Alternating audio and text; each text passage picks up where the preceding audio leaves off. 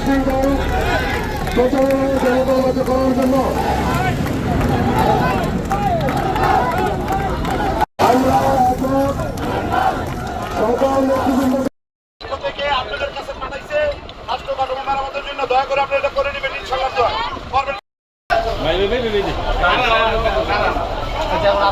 আমাদের দেশ নায়ক তারেক রহমান ৩১ দফার নিতে প্রথম দফায় আছে আগামী যে নির্বাচন হবে 2 টার্মের বেশি প্রধানমন্ত্রী থাকবে না, দেশে কোনো চাঁদাবাজি থাকবে না, দেশে বিচার বিভাগ নির্দলীয় থাকবে এবং বেশি রাতের ভোট হবে না, রাতের ভোট দিনে হবে আর রাতে হবে না এবং দেশে কোনো দুর্নীতি থাকবে না, খুন খারাপি থাকবে না দেশে।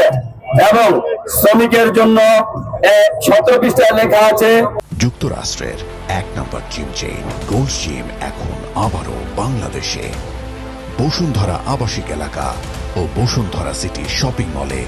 জাতীয়তাবাদী দল ক্ষমতায় আসলে শ্রমিকের বেতন বৃদ্ধি করা হবে। 31 দফার মধ্যে আমাদের রাষ্ট্র কাঠামোর জন্য সবকিছু বাস্তবায়নের জন্য দূর আমাদেরকে পাঠাইছে যাওয়ার জন্য এই ধারাবাহিকতায় আদল মান্নানের নেতৃত্বে এবং সোনাগাঁও থানা এই শ্রমিক দলের আজকে অঙ্গ সংগঠনের নেতৃত্বে আমরা এই রাষ্ট্র কাঠামোর মেরামতের 31 দফা বাস্তবায়নের লক্ষ্যে আজ আমরা এখানে উপস্থিত হয়েছি।